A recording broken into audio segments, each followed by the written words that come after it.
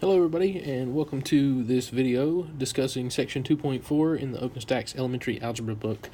This one's using a general strategy to solve linear equations. Starts on page 236 of the book. Alright, the first thing I want to talk to you about are the four problems that precede the section. They are some prerequisite skills that you'll need in order to complete the problems in this section. So the first one says simplify negative quantity of a minus 4. And so to simplify that quantity, basically what we want to do is, I like to think of that as sort of a negative 1 there in front of that. So we'll just use the distributive property. We'll distribute that negative 1, and it'll become negative a plus 4. Negative 1 times a is negative a, and negative 1 times negative 4 is positive 4. For the second one down here, it says to multiply that fraction 3/2 by the quantity 12x plus 20. Same principle, the distributive property. Essentially what's going on there is we're going to take that fraction 3/2, multiply it by 12x, and then that fraction 3/2 again, and multiply it by 20. To multiply a fraction by a whole number, we'll treat that whole number like a fraction in both instances, and we'll basically just multiply straight across.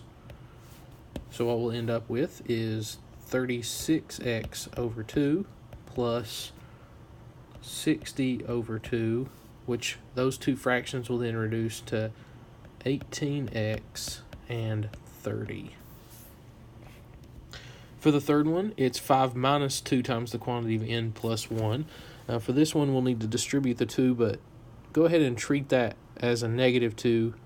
Distribute out, bring down the 5 to begin with, and then negative 2 times n, and negative 2 times 1. After you finish there, you'll need to combine some like terms. You got a couple of constants there you can put together. So you'll get negative 2n in the front. So this term is just going to come down. And then you end up with 5 minus 2, which is positive 3. You're also welcome to write that as 3 minus 2n as well. So however you see that is fine. On the fourth one, same thing. Distributive property. 3 times 7y, 3 times 7 is 21y, and then 3 times 9 is 27. So that takes care of the prerequisite skills. Basically, it's distributing, paying close attention to what happens with the fraction, like number 2, and the negative in front of the parentheses, like in 1 and 3. All right, so for this third one, we've got an equation here to solve. And the purpose of this section is to talk about this general strategy of solving equations. So it's a 5-step process, starting with simplifying each side, then collecting all the variable terms on one side, and then collecting all the constant terms on the other side. Step 4 is make the coefficient of the variable term equal to 1, or solve for x, or whatever your variable is. And then step 5 is to check the solution. So let's go through this problem here. The first thing to do here is actually part of step 1, which says to simplify each side. There's some distribution that needs to happen here to simplify, so I'll go ahead and do that. Negative 6 times x is negative 6x, and negative 6 times 3 is negative 18. Okay, once we take care of that, we will need to add 18 to both sides to get all the constant terms on the other side. This is step 3.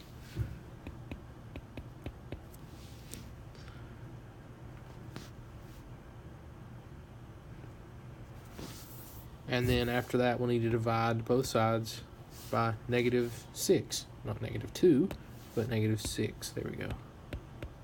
And so x in this one is going to equal negative 7. Note to future Johnny, don't use this background. But we'll be okay for this one. Okay, another one, same principle.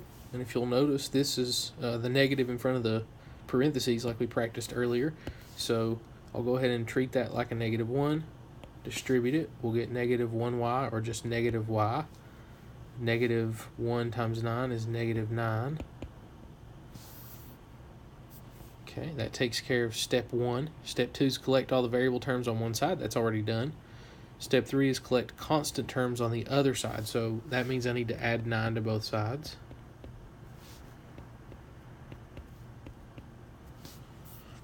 Make the coefficient of the variable term equal to 1. Well, right now it's negative 1.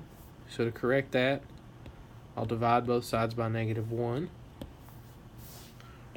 And I'll get positive y is equal to negative 17. All right, for this next example, I've got some simplifying to do. Start by distributing that 5. So 5 times a, 5 times negative 3.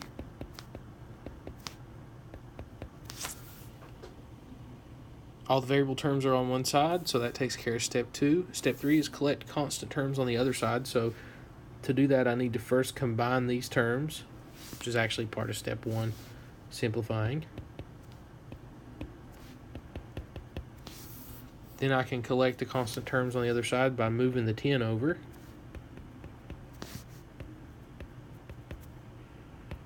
And that's okay. 5a equals 0. Well, if 5a equals 0, then a must also equal 0. Alright, for this next one, I've got a fraction here times the quantity of 6m minus 3.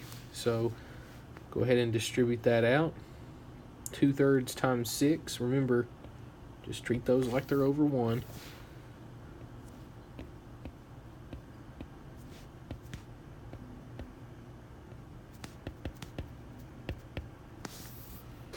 Go ahead and simplify the fractions. 3 goes into 12 4 times. 3 goes into 6 2 times. Alright, then I need to get the m's on one side, all the variables, then all the constants on the other side, so that means add 2 to both sides, and then finish it by dividing by 5, and over here, since I'm out of room, m equals 2. Okay, here's a little bit of a difficult problem. We've got a nested sets of grouping symbols. They use parentheses and brackets to show that nested set of grouping symbols. And for those, you basically work from the inside out. So the first thing I'm going to do is distribute this negative 8 that's right here into this quantity. So negative 8 times 2, oh, let me draw my little box. There we go. I won't use this background in the future. Alright, negative 8 times 2, and then negative 8 times negative 5 is positive 40. Keep my brackets because I'm not done with them yet. I'm going to go ahead and distribute on the other side just to save me a step.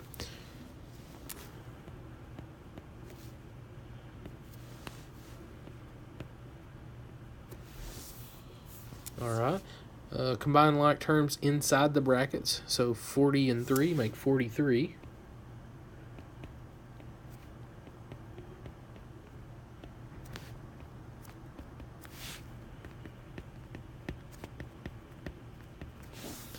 Alright, once that's done, I need to distribute the 10. Those brackets are just the same as parentheses, no different. Treat them the same. So 160s plus 430. And then I'm going to add 160s to both sides. And that's going to give me 85s. Positive 85s, right? Now, I want to mention here, I did this, I didn't talk about it, but it says to collect all the variable terms onto one side of the equation. It doesn't say which side. So in this one, I'm going to move them to the right side. Now, the reason I did that is because I wanted to keep that variable term a positive. I could have added 75s to both sides back here, but I would have had a negative term on the left side, and I really don't like to work with negative variable terms if I can help it. So then I want to take 600 away from both sides, which are going to be negative 170 on this side, 85s on the other side. Divide both sides by 85, and s should be equal to negative 2. Okay, so for this last slide, I want to just talk to you for a minute about conditional equations versus identities versus contradictions. So conditional equations are probably the majority of equations that you're going to look at. Everything I've done so far in this video have been conditional equations. The key here is that you're going to end up with one or more solutions. Everything we deal with in this course is going to have, well, everything we deal with in this chapter is going to have one solution only.